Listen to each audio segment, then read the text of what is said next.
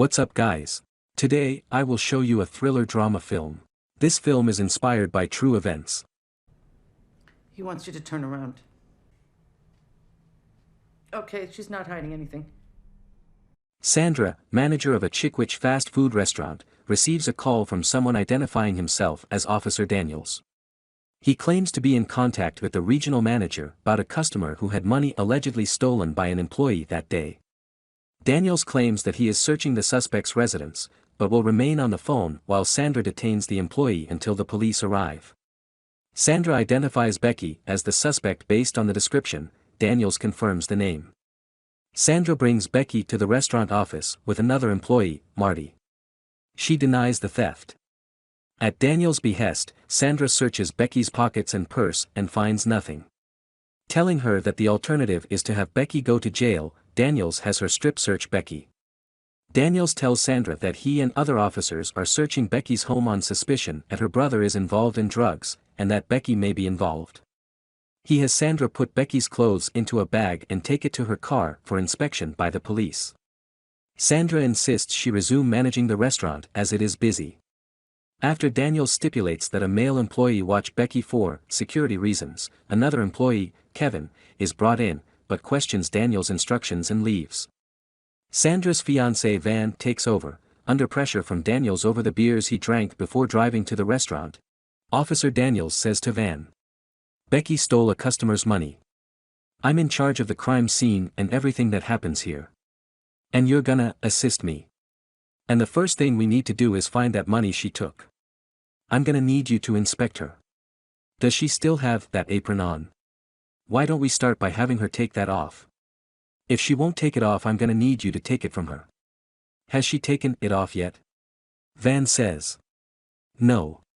She said somebody already asked her and that she doesn't have the money." Daniels laughs and says, "You believe everything a thief says? Evan, you're a grown man. You think a stripped girl doesn't have a place to hide money? I want you to see her without that apron. I'm gonna need you to describe her body." Van hands the phone to Becky. Officer Daniels says to Becky, "So I want you to do me a favor, and look around at where you are. Where we are is at your house searching it for your brother's drugs." For your brother's drugs. My brother doesn't do drugs. Enough. Shut up. We have you with witnesses stealing from the restaurant. You aren't cooperating? You aren't cooperating, you aren't helping us conduct our investigation, it's not good. And it looks like we're gonna have to take you in. They'll look at your criminal record, determine how many hours you're gonna spend there in the jail. They'll look at your criminal record, determine how many hours you're going to spend there in the jail. I don't have a criminal record. I'm just saying they'll look at your criminal record or lack of.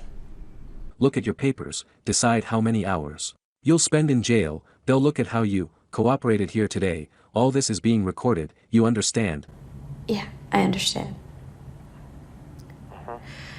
But sir, why? Why? Why are you going to jail? Because you're the one that's causing all the problems. Now, if you want this over with sooner rather than later, you'll allow the person that I authorized to inspect you, to search you, and then, maybe then you'll have a chance of getting out of this. You understand? You can go to jail. Or you can let this guy inspect you. That's it, 2 choices. You're gonna do this. You're gonna take off the apron. You can do this? You can take off the apron? Yes. So just take off the apron and give the phone back to Van. This is Van? You take off the apron. Well, what does her chest look like? I thought you said she took it off. Take it from her. Daniels says to Van, "I need you to do me a favor. We need to find out if she's hiding any money up there. So I want you to tell her to turn around and bend over." Tell her to turn around and bend over. Why? That's just a standard cavity search, see if she's holding anything. He has Becky perform nude jumping jacks to shake loose any contraband concealed in her body. Officer Daniels talks to Becky again and says, "Do you even understand how hard this is on me? You think I like situations like this?" Would you agree with me that you're disobeying? You'd agree with me, right? I guess, yes, sir. Good. Then you'd be right. What used to happen when you've been bad? What used to happen when you've been bad, when you were a kid, you get a spanking, right? Evan will have to spank you for being bad, and then you can do something nice for him. can you do that? Can you take your punishment, and do something nice, for his assisting the police? And then you can do something nice for him. Can you do that? Can you take your punishment and do something nice for his assisting the police? Yes, sir. Good girl. After Becky protests, Daniels has Van spank her. Eventually, Becky is forced giving a head to Van. Van leaves with guilt and is replaced by the custodian, Harold, who is outraged by Daniels' instructions. But I don't think it's right to see a lady like this in the buff. Well, it's an investigation. Harold, listen to me. Man's asking me to do things that ain't right. What? He's asking me to take a rape.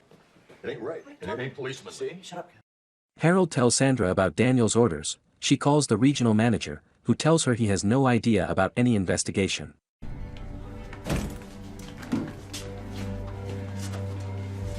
Who are you? Yes, I'll have an original 𝔸𝕓ù𝕤𝕖𝕕, and I'll have one of those frost blenders. I'm just kidding, Sandra. It's me. It's Officer Daniels. Messing with you. Thank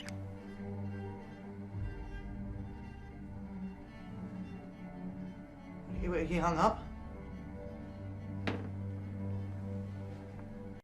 The police discover that a similar incident happened elsewhere.